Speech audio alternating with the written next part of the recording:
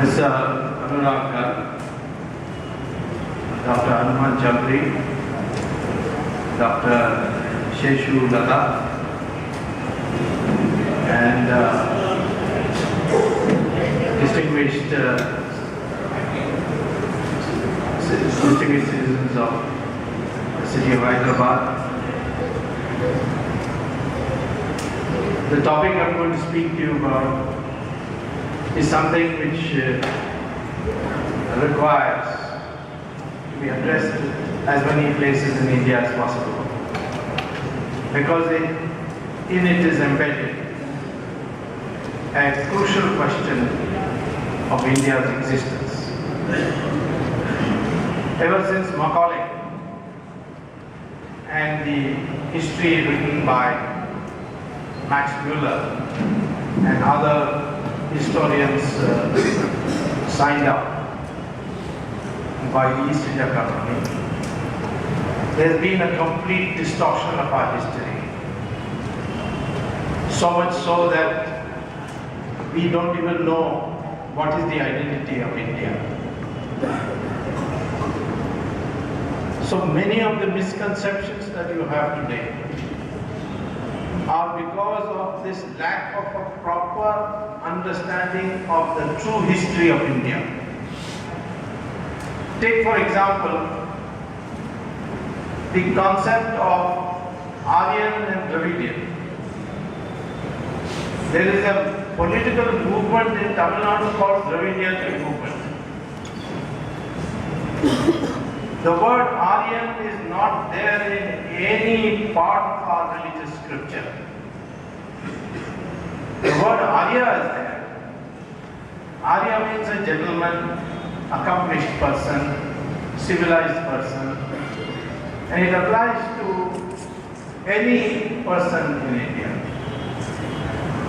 Dravida is a term coined by Adi Shankara when he went from South India to North India to engage in debate which is called Shastra. And Shastra means you debate your opponent, and if you win the debate, he converts to your point of view formally. So Shankaracharya got Buddhists and Uttara Mimamsa school people, scholars, back to Hinduism by this process. So when he finally went and met the biggest exponent of Buddhist thought and the Mimamsa school, Mandana Mishra, he challenged him to a debate in Rajgir in Bihar. And in that debate, the first question asked of Shankara was, "Who are you?" And he said, "I am Dravida Shishu." So Mandana Mishra replied, "I understand Shishu means a child, but what is this Dravida?" And he then explained, Adi Shankara, that Dravid is a Sandhi word. As it has been explained to me, I have not seen the original text, but it has been explained to me, Tra and Vid. Tra means three, and Vid means the three coasts. Vid means the coast. So where the three coasts combine, that is Dravida, which means South India.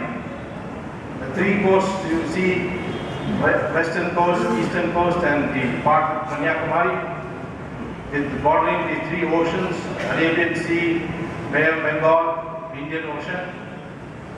So Dravida was a regional term, and the British converted that into a racial term, and they converted Aryan also into a racial term, and they cooked up this history that Dravids were ruling India.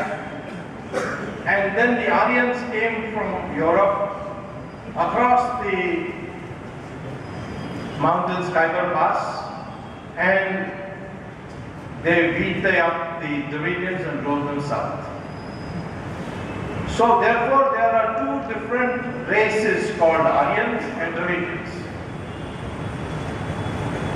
Now, how both became Hindu, that is not explained by British historians. But there is no substance in it whatsoever that these two are two different races. Because today we have the genetic study done by DNA and published in reputed journals like the Journal of Genetics of the University of Cambridge, the University of Houston, University of Mysore. Many researchers have come, you can even Google it and get it. And what does the DNA study show? The DNA study shows that all Indians have the same DNA structure.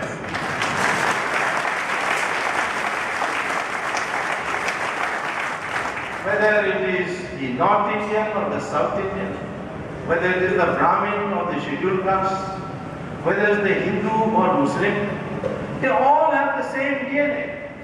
I mean, within the frequency curve of the DNA variation. And I tested this out once in Bombay, when there was a movement there led by Mr. Raj Thakre, where he was targeting his people were targeting the Biharis and the UP Walas. And the speeches they were giving is that the UP Walas have stolen our Marathi jobs. So I told a friend of mine that, you know, Raj Thakre, can you get me a sample of his hair? Because DNA can be tested not only from blood, skin, but hair also.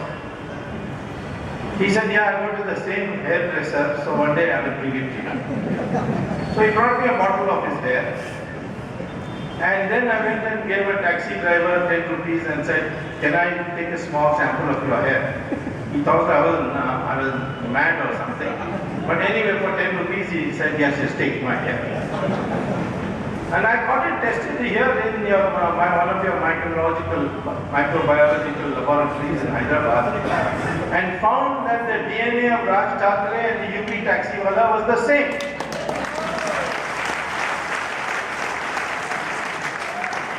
And I announced it in a public platform in Bombay that Mr. Thakre, you have the same DNA as UP wala, therefore you must have also come from UP. Or you accept that we are all the same. The same thing with Hindus and Muslims. Which means that the ancestors of Hindus or Muslims are also Hindus. Not Arabs. So, what has this misconception done to us? It has divided the country on all kinds of bogus arguments. Today we have lost heavily in our foreign policy in Sri Lanka because Mr. Karunanidhi and the Dravidian, so-called Dravidian movement, which was created by the British, says, no, our Tamils are suffering. Well, let me tell you that the Sinhalas also came from India. They came from Orissa and Bihar. And there is a study of Tamil DNA and Sinhala DNA shows that they are the same. The DNA is the same.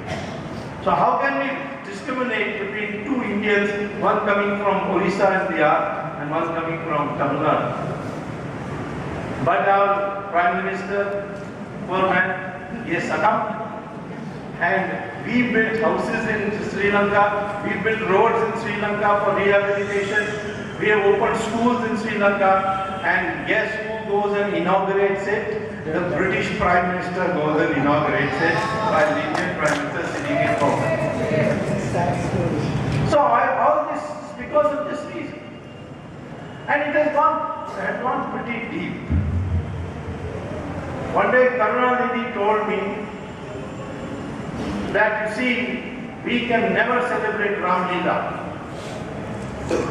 We will celebrate Ravan Leela. Why? Because Ram was a Brahmin and Ravan was a Shudra. I said, you got it all wrong. Ram was a Kshatriya and Ravan was a Brahmin. He refused to believe it till I produced the Kamban Ramayana, which is in in Tamil. And then he said, but anyway, he's our Tamil. I said, he is not even Tamil.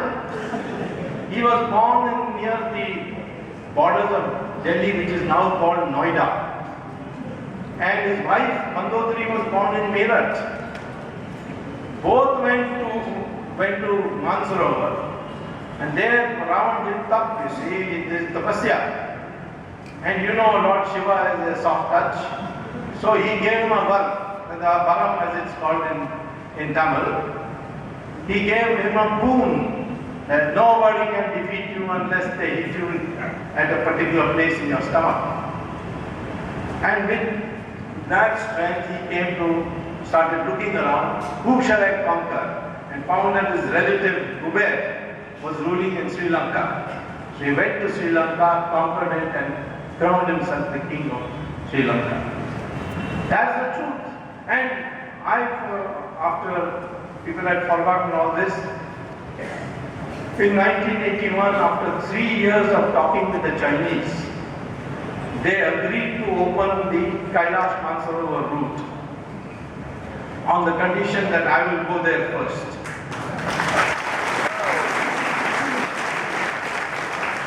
So when I went on this long trek from Pithoragarh in UP all the way, climbing 22,000 feet and then reaching finally Kailash. On the way I saw a huge lake. I thought this lake was Mansarovar. But the Chinese guard who were with me told me, no, this is not Mansarovar. Mansarovar is another 5 kilometers away. This is called Ravan Haranga. I said, Ravan Haranga? I mean, what is this Haranga? So he said the Haranga in Tibetan means Sarovar, lake. Ravan, I said, what is this Ravan? He said, some Indian who had come here and it is named after them. So I told him, very nice. I will take a bath here first. He said, no, don't take a bath here because you will get lots of leeches and all this water is poisonous. And I said, you will take a sip. He said, no, then you may even die.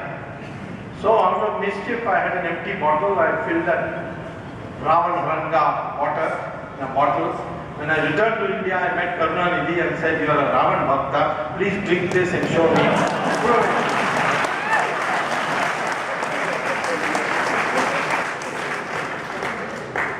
Now, of course, no more Karunanidhi celebrates Ravan Leela. He has given it up. He is still a little angry with Lord Rama. I don't know why. He launched a big campaign to break Rama Setu. I had to fight a court case on that. I got a stay order.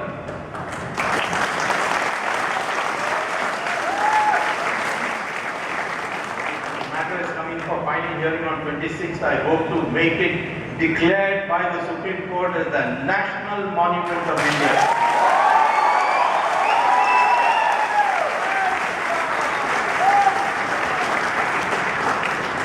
One day when I was arguing, it came in the paper, Swami defends Ram Setu. So Karunanidhi got upset. How can he say it is Ram Setu? Is Ram an engineer? Did he build the Setu? That it should be called Ram Setu. Now this is the kind of belittling he did of our Hindu religion on a misconception. Next day he became unwell. So he had to be admitted to the hospital. And the hospital's name was Ramachandra Medical Hospital. So I wrote to Karunanidhi, please get well soon. At least Ram has MBBS, you don't have to worry. Why is all this being fed into our brain? There's a misconception today that any foreigner came to India, he beat us up and took over this country because of divisions in our country. But the truth is quite different. In fact, I didn't even myself realize it because I also brought up in a convent school, so these history books were used to teach that. Till when I started teaching at Harvard, I had a Saudi Arabian student. He told me whether he could meet me after class. I said, of course.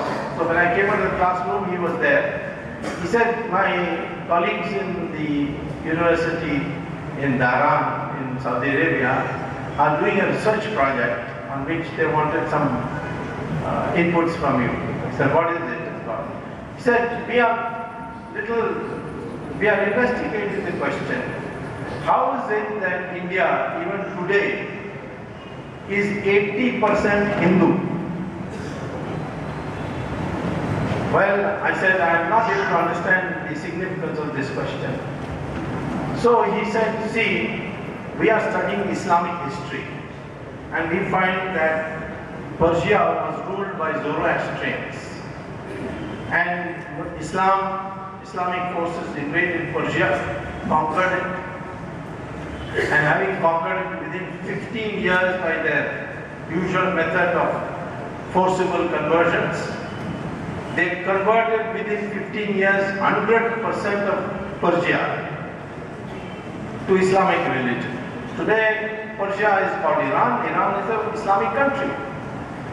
Then they went neighboring to Mesopotamia, Babylon, which is now called Iraq. In 17 years, they converted it into 100% Muslim. Then they went to Egypt, and they converted in 21 years Egypt into 100% Muslim. Even Christians went to Europe, and 50 years they converted Europe to 100% Christian. But in your country, the Muslims ruled for 800 years, Christians ruled for 200 years, and still you're 80% of Hindu. How is that possible?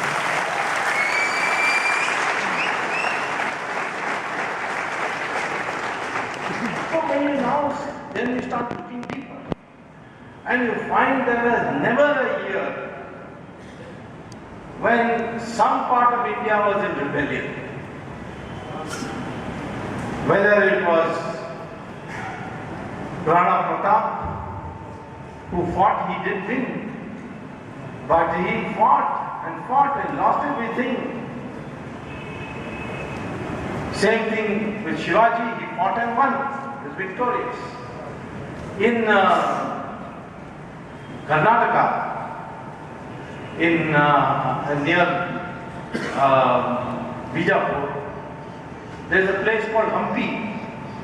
There the Shankaracharya of Sringeri, the descendant of the first, the nominee of the first Shankaracharya, the first Shankaracharya, by the way, was Mandana Mishra, whom Shankaracharya converted. He converted him and made him the first Shankaracharya of Sringeri. There the Sringeri Acharya found two young boys who had been converted to Islam, reconverted them to Hindu, and made them put their hand on a rock and said, from here we'll start an empire for the renaissance of Hinduism. And the Vijayanagara Empire rose from that rock.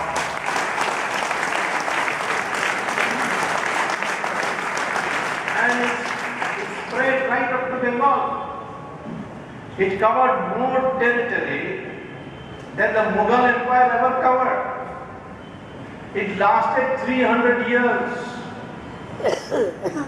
How much what was the period from Akbar to Aurangzeb, the core period of Mughal rule?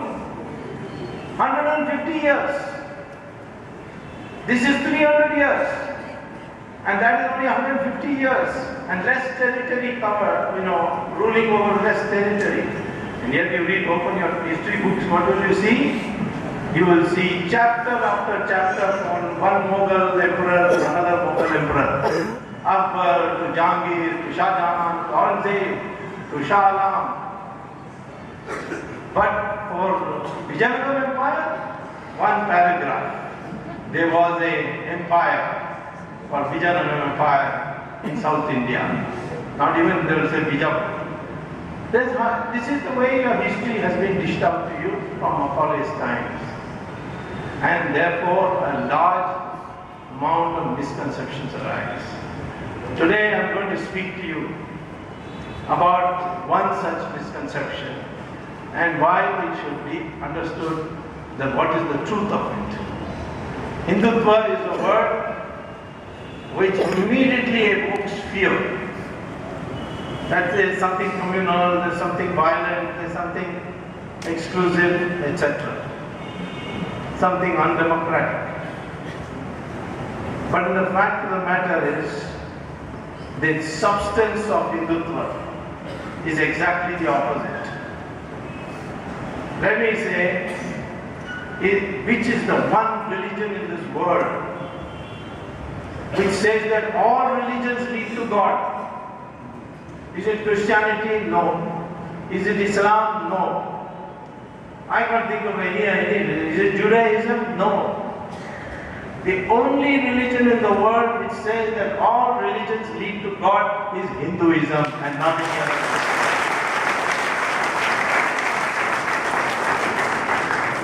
This religion, when it was ruling as 100% of India, people came from abroad. For example, the Zoroastrians, after getting atrocities committed on them by the Islamic forces, came to India. We received them. We gave them a place to stay in Gujarat, and we built their fire temples. They are worshipped through the fire. We built their fire temple and looked after them. So much so, with 1947, when the British were leaving, they asked the Parsi community, like the Anglo-Indians whom we have made some reservations in Parliament and Assembly, can we make reservations for you? And the Parsi said, no thank you, the Hindus have looked after us, you just leave and go, we are safe.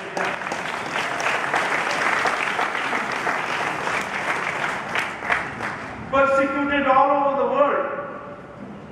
The Jews came to India.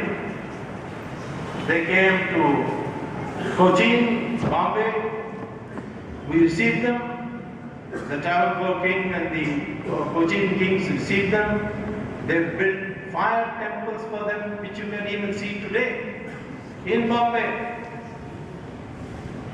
After Israel was founded, many Jews left and went, but of course some have still stayed. For example, the celebrated general who liberated Dhaka was General Jacob. General Jacob was a Jew. And the Pakistanis made a grievance of it that we deliberately put a Jew to attack Pakistani forces. It was just accidental. We didn't even think that he was a Jew. But when Israel was founded and its parliament was constituted and the session began, the first resolution passed by Israel is thank you India, the only country where we were not persecuted.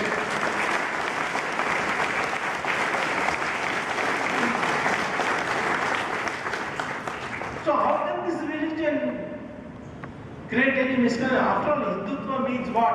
Hindu-ness. The quality of being a Hindu.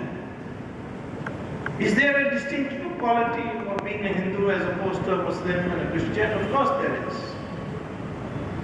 First of all, we don't have a free, don't have a free, don't have a free, don't have a free, don't have a free. Our scriptures can be amended. Not the Shruti, not the Vedas, but Vedas is philosophical. But the prescriptions, the Shastras, they can be rewritten. And we therefore look at the scientific phenomenon and decide accordingly what needs amendment. We have never believed the world is flat. We have never persecuted anybody because he said it is not the sun which goes around the earth, but it is the earth which goes around the sun, as Galileo was in Italy. We have been the most rational scientific religion. So, if you have learned qualities of that, questioning mind, why are we a democracy today? Is because the Indian can question. He can question even the great Upanishads. We can say, no, there is no God. You can say, no, it's all Maya.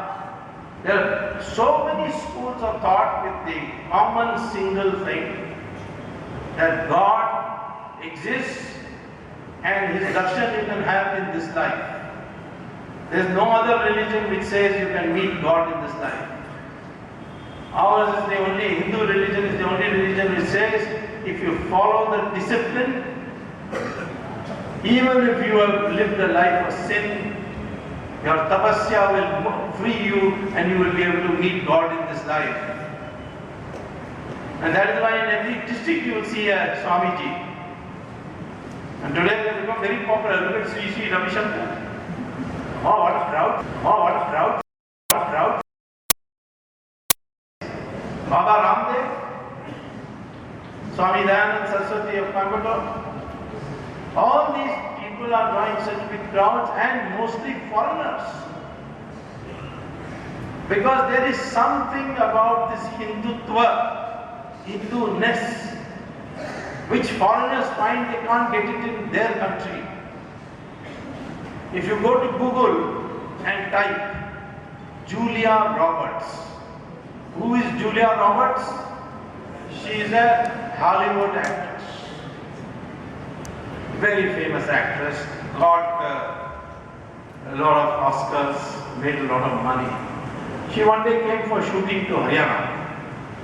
And then she told them that I want to go to such and such ashram.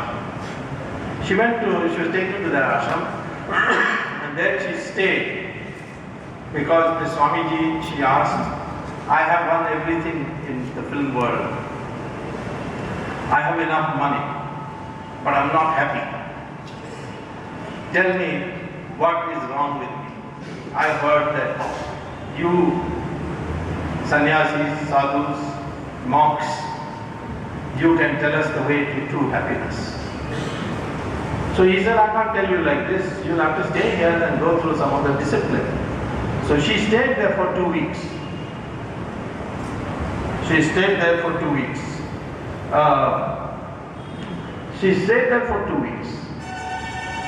And then she came out of it. She went back to the United States. It was all in Google. And she held a press conference. Their husband was by her side. 2 children were by her side. She said, for the first time in my life, I've understood what happiness is. I learned it in India. And therefore, I've decided from today, with my husband and 2 children, to become Hindu, giving up my Christianity.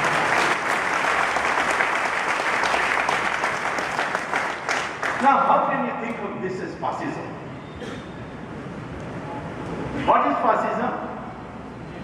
A group. Where does the word fascism come from? It was originally invented in Italy. Now you know.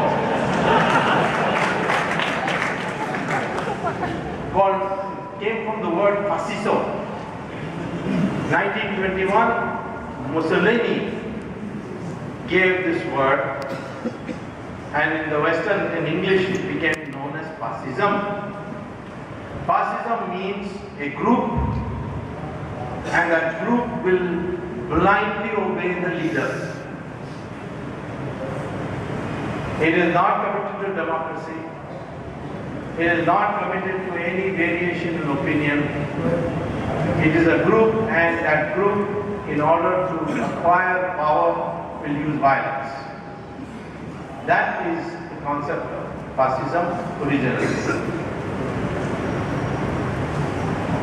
Now the other day, in a TV debate, one congressman said, you belong to the BJP, you are with RSS, you are fascist. So I said, why are you looking so angry? You should be pleased. He said, why should I be pleased? I said, because your Congress party leader, father was a fascist. He was in the army of Mussolini, and later on he became in the army of Hitler. And Hitler sent the army to Russia, and there they were defeated, and he was taken prisoner. I said, I even know the prison where he was. Near St. Petersburg, there is a town called Vladimir. There, Sonia Gandhi's father was there for 4 years. If you go to Sonia Gandhi's house in Italy, it's in a small town called Orbasano. every wall will have a big picture of Mussolini. Now, how do I know that? And I know so many things about her.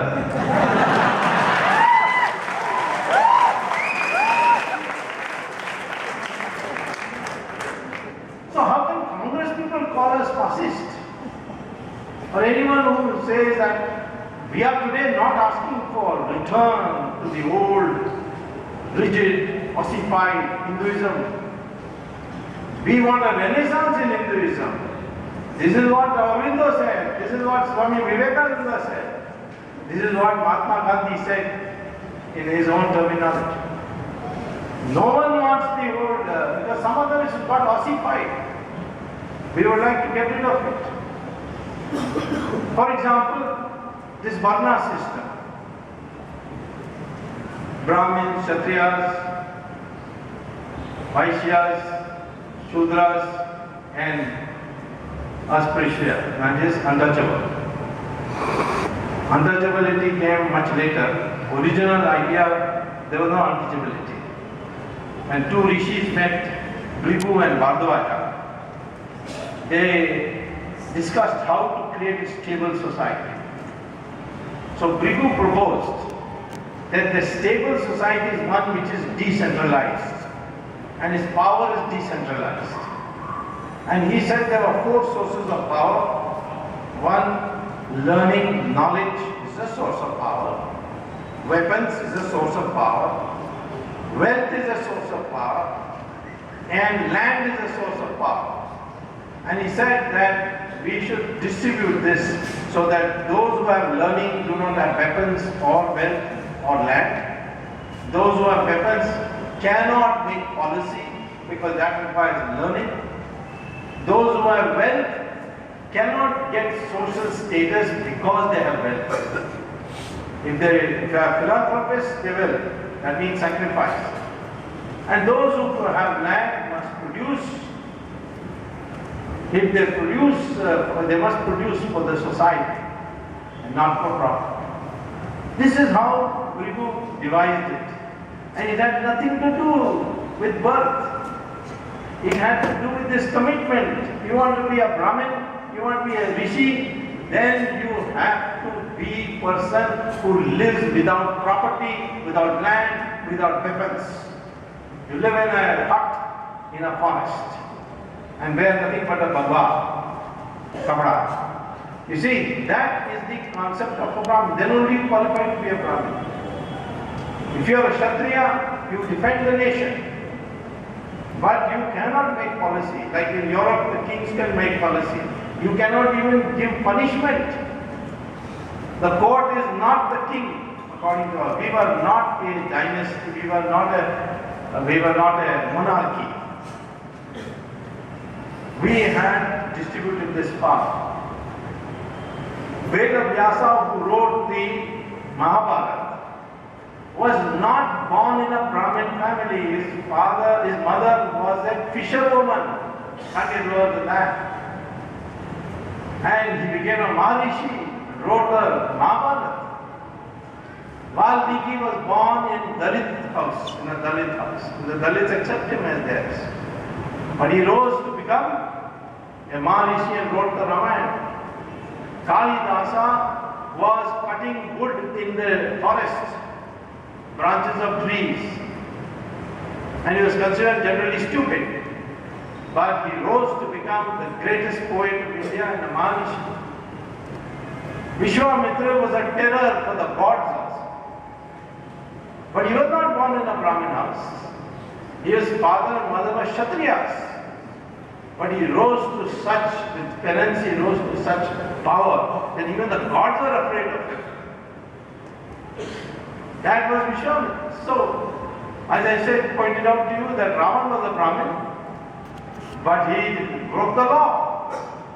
He abducted Sita, and a Kshatriya killed him. And the Brahmins didn't say, hey, this Kshatriya has killed one of our Brahmins, let us take revenge against him. They didn't say that. We worship Lord Rama. So where did the misconception come that this will be a fascist? Many of these Dalit fellows who are NGO types, their mind has been captured by the Americans and the Christians. They always argue with me that no, this is all bogus, it's all racial theory. Then I point out the DNA, they have no answer for that. Then they say, no, the skin color is different of South Indians from North. I said, that's got nothing to do with race. Skin color has got to do with pigmentation, it's a response to the sun. If you live near the equator, the sun is much stronger, it's a direct ray. If you remove the pigmentation, you will become white color. In fact, in America, there was a singer called Michael Jackson. He once went to a doctor and said, I have read this somewhere in the magazine, can you take out my pigmentation? He said, sure, took out his pigmentation. He looked like a white man. Everyone who sees Michael Jackson don't know he's an African. So, all these Dalit people, they give me this thing. I say it's got nothing to do with it. If you develop your necessary self-confidence, for which of course the society is obliged to give you some special arrangements because they were imposed disabilities on you. But look at Dr. Ambedkar. He went to Columbia University in 1916, wrote a PhD thesis in economics.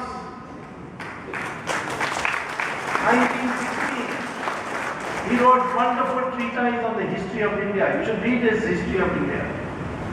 He said that they are one people, they are not several races.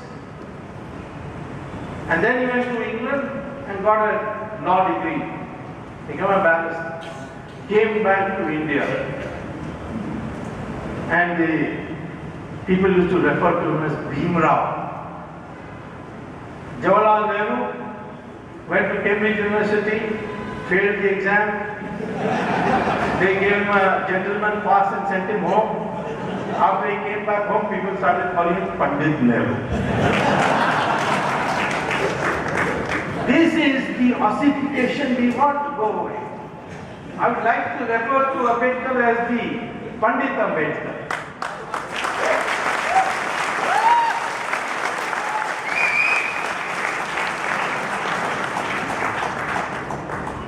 Perhaps I think the best thing to do is forget about all this Brahmin, Kshatriya, etc. It is difficult to delink it with the past. Let's call ourselves Hindus. Nothing more. And have the quality of Hindutva. That's the Hinduness. What is Hinduness? Being deferential to your parents. You will not find this in America and Europe. Agreeing to take care of the sick in your family. You will not see that in America. You will see them, they'll put them in some nursing home. In this country, we respect old age. America, they don't. The moment you retire, you have to sit in the park and feed the birds. This is a totally different society because the relationship is different. Relationship between husband and wife, father and son, mother and daughter. All these things are different. These are the qualities of Hindutva. And it is this which has made us a democratic country. Our neighbors are not democratic countries, Pakistan and Bangladesh. I mean, they are, but they keep torturing and then going back to dictatorship. Sri Lanka is, but Sri Lanka is Buddhism. Buddhism, I mean, is part of the larger family of this country, of Hindus. Even Muslims, because their DNA is the same and their ancestors are therefore Hindus. I welcome them, and there are some who accept this. The Shias accept it, the Ahmadis accept it, the Sufis accept it, the Bohras accept it, many other such castes, even the such castes, who doesn't accept it. And in their mind it is clear what the world should be, as it is as Muhammad taught them. I asked Muslims once, why you do not insist on a separate personal law in Australia? They accept uniform civil code in Australia. You know that? Why?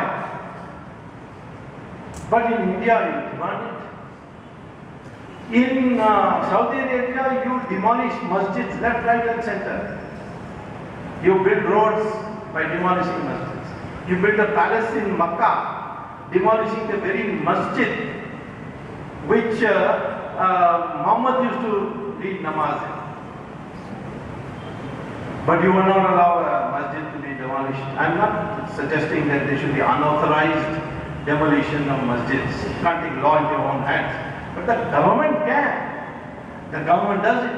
In Turkey just now, they are building a big highway from Ankara to Iraq, to the northern part of Iraq. And the Prime Minister was asked that you are going to demolish, by building this road, something close to 74 masjids. He said, yes, masjid is a place, a mosque is a place to facilitate reading of namaz.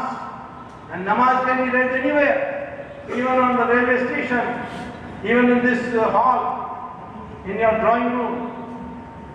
Mosque is not a religious place.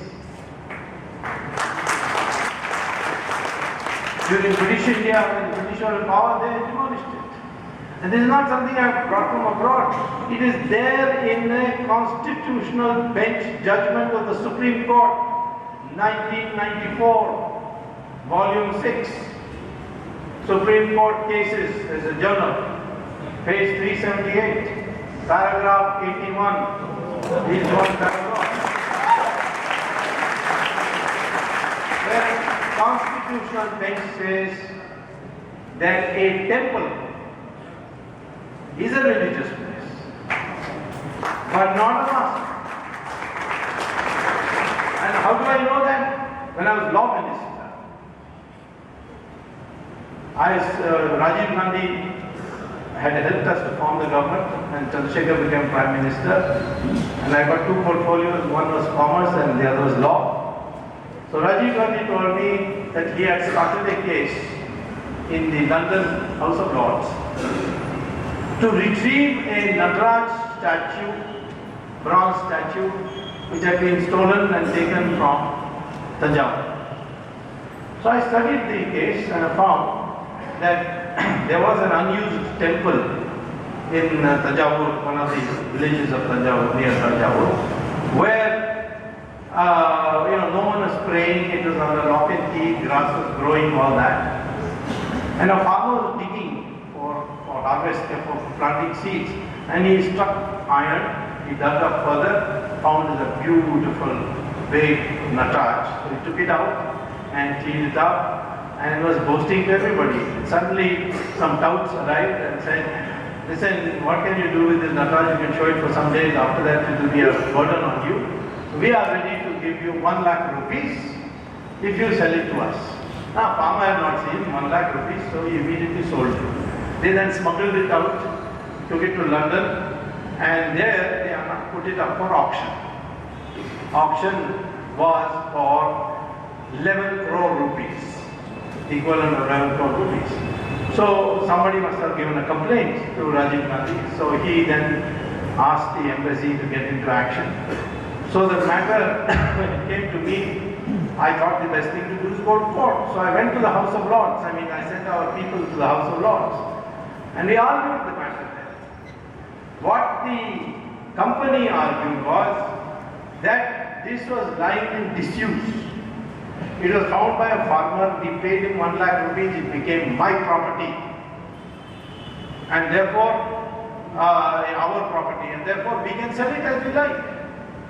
Our argument was that a temple is constructed a temple is consecrated after the Prana Pratishtha Puja.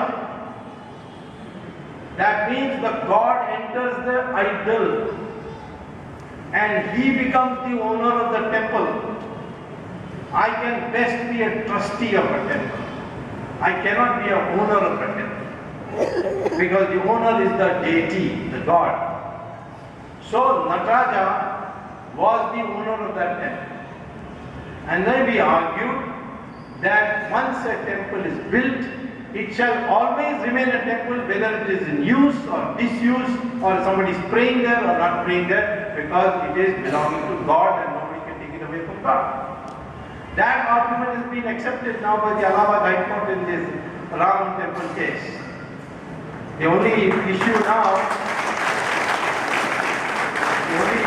is whether they should build a masjid nearby or some distance away. That's all that the dispute is.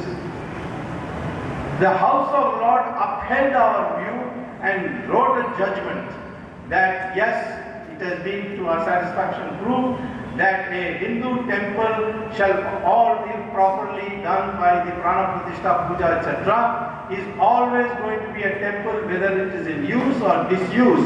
This is the House of Lords.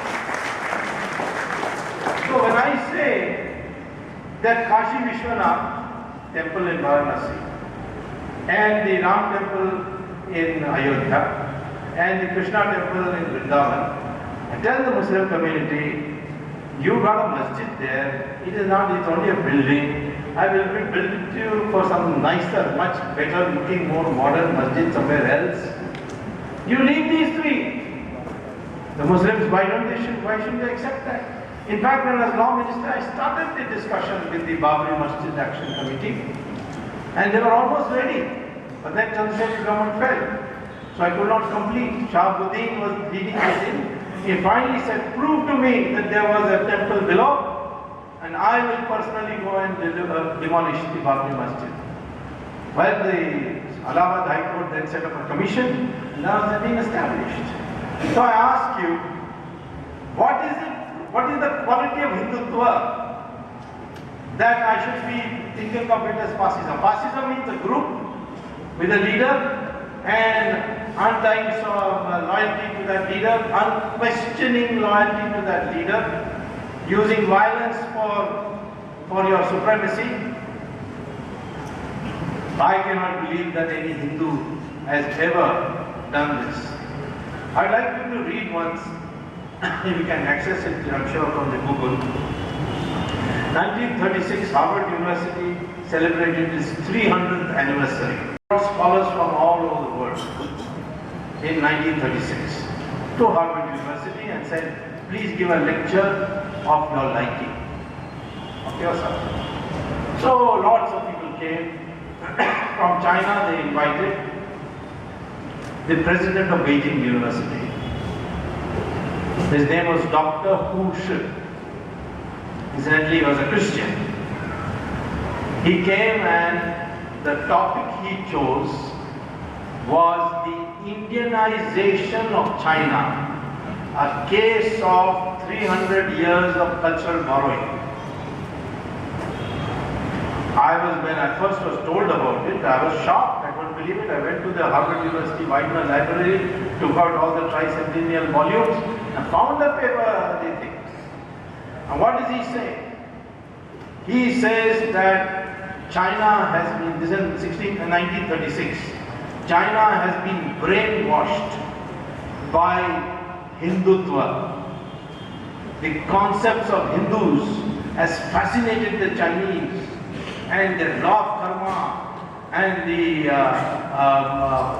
the reincarnation, all these concepts have become so glamorous that they have swallowed it whole time and sinker. But being a Christian, he didn't approve of it. He said China can never progress unless it completely removes this Indianization of itself, and therefore we should all get to become westernized. That is what his conclusion is. But he is completely documented. Go to Cambodia.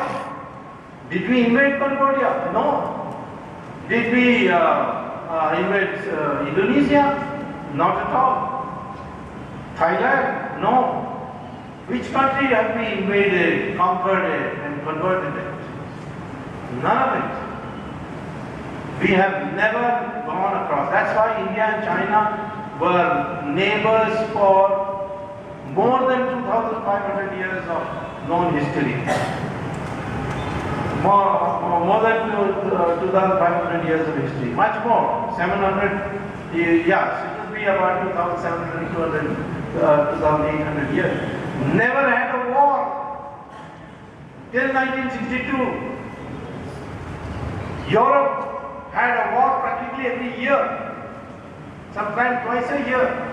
Small states quarreling, France, Germany, America, England, all quarreling with each other. But we didn't, because it was always understood that all matters will be sorted out by discussion. That is Hindutva. How can we say that is fascist? And we have seen that in crisis. 1932, the British played mischief by offering the scheduled caste a separate electorate, like they offered the Muslims, and Muslims took it. Gandhi said, if this happens, India is gone, finished, completely over. So he went on a fast to death. Ambedkar was totally opposed to Gandhi. But when he saw that the concept that Gandhi was fighting for, he sat with Gandhi and Madan Mohan Malviya, discussed it, and the Pune Pact was signed, which is the basis for the reservations that we have today for scheduled castes and scheduled tribes. So when it came to a crisis, we came together. 1962, I have good friends with the Chinese. Once I asked them, why did you attack us? And why did you withdraw after attacking? So they came down to Tezpur and then suddenly went back. So they said the answer to the first question was to teach Jawaharlal Nehru a lesson. That I didn't mind very much.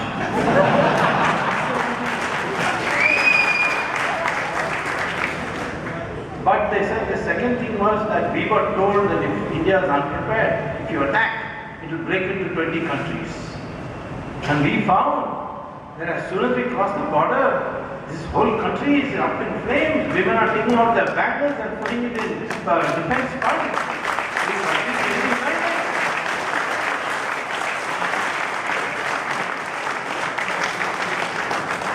Country got united in 1962, it got united in 1977, it got united in 1984 when Indira Gandhi was assassinated and gave 415 seats to Rajiv Gandhi.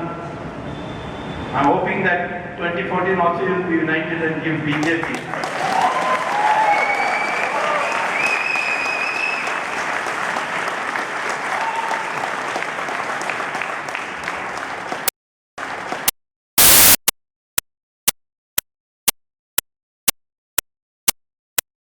Kafir. We don't have a concept of jihad. We in fact used to have very civilized rules of war. Our rules of war was what? No war before the sun rises and no war when the sun sets. 2. War will not be carried out in populated areas. War will not be carried out in agricultural areas. And war will be only carried out in large open field like Kurukshetra. And war starts in the morning, the battle starts in the morning, when the sun sets, go back to your tent and go to sleep. Next morning wake up, have a bath and all and then go. And 3rd, if you lose the war and say, I'm sorry, I made a mistake, then you are supposed to return everything to that person, give him an honorable send-off. So Rana, the Prithviraj Chauhan forgave Muhammad Ghori how many times? 16 times. Forgave him and sent him off. And that was a mistake. You should have only forgiven him once. And today's terrorists should not even be forgiven once.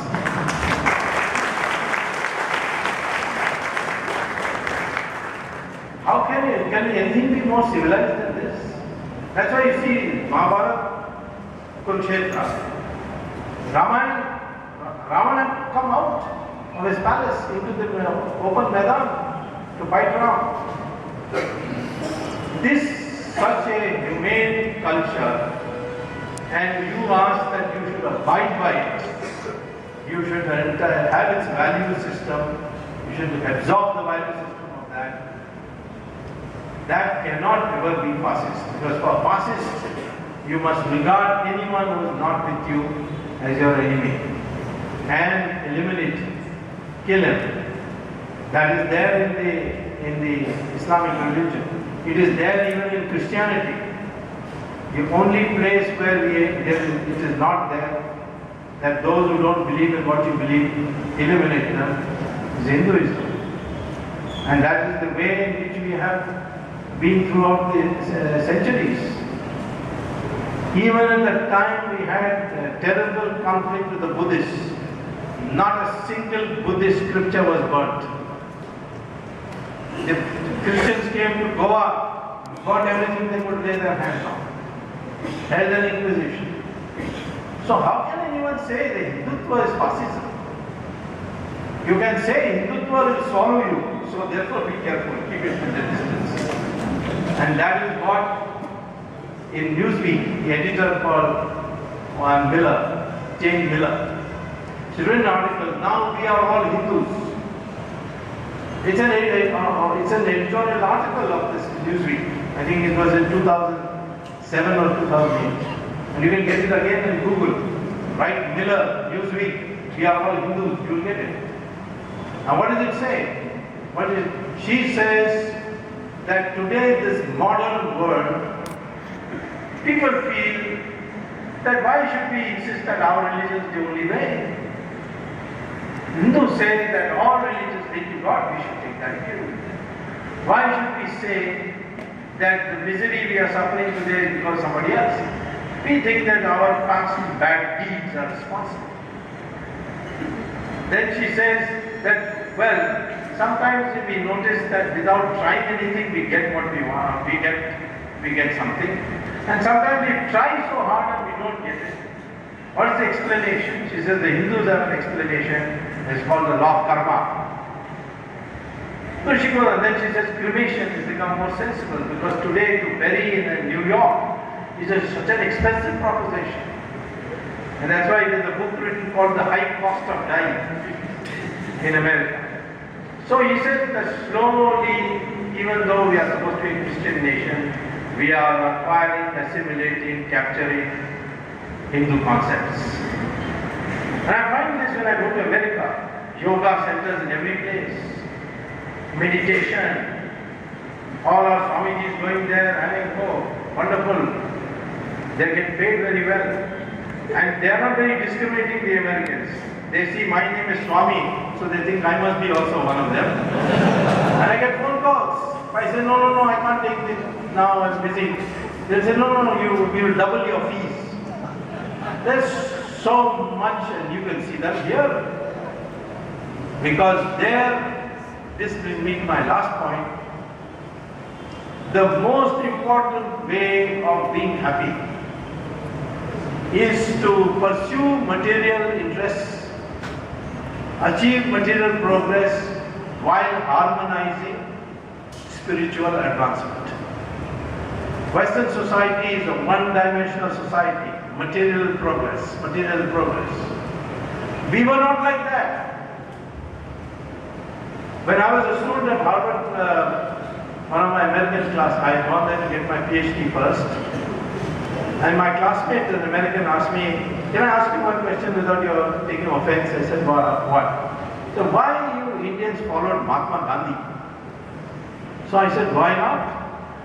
He said, because Mahatma Gandhi is not properly dressed. So how can you follow a leader who is not properly dressed? When you come to think of it, in America, Europe, leaders are very well dressed. Lovely tie, clean, starched shirts, best suits, polished shoes, shining shoes. They're all very well dressed. Even the spiritual leaders are very well dressed. For example, Pope, satin gown, diamond necklace, ruby necklace, sapphire necklace. His cape is full of jewels. But see our sadhus, one bhagwa kapda, ordinary cloth, Mahatma Gandhi was langoti, and the whole country following him. In fact, Churchill couldn't understand. He said, how can people follow a naked fakir? And this American student also told me that if we have a leader dressed like Mahatma Gandhi, we will put him in jail for indecent exposure. Isn't this a different value system where we achieved glory, heights of glory in material progress, science, but never lost sight of the spiritual values? And that's why we are today, there were 46 civilizations till today. 45 are dead. Egyptian, Greece, Mesopotamia, Babylon. But the only civilization which is still alive and continuing is the Hindu civilization.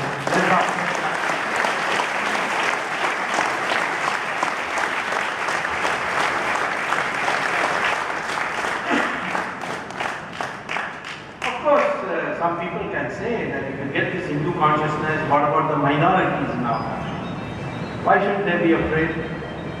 If I remove caste consciousness in our Hindu society, make everybody think of himself as a Hindu and nothing more, or how does it affect a Muslim or a Christian? It should not.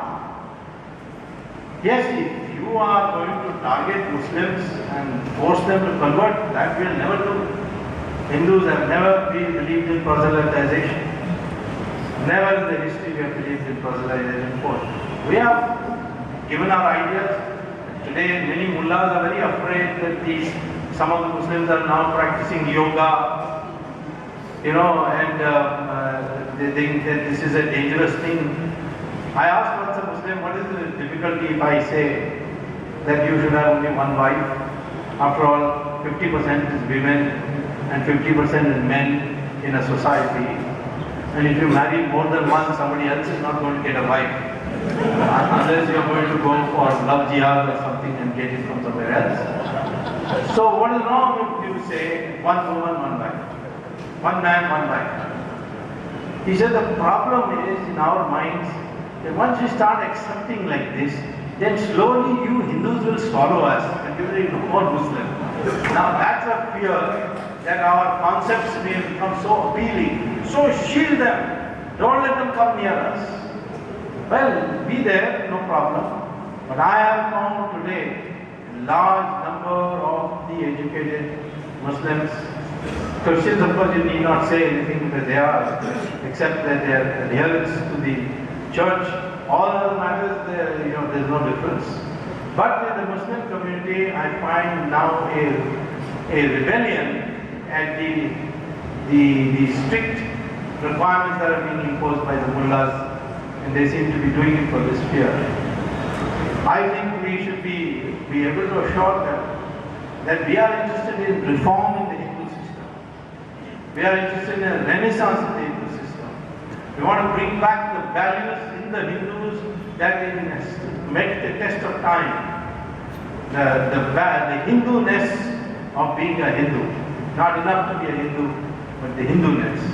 And that, my opinion is, can never be fascist, because for fascist you will have a commitment to eliminate everybody else. That is never been in India's culture, tradition, religion, and therefore there is no threat whatsoever if we bring about a Hindu renaissance by propagating Hindutva. Thank you very much.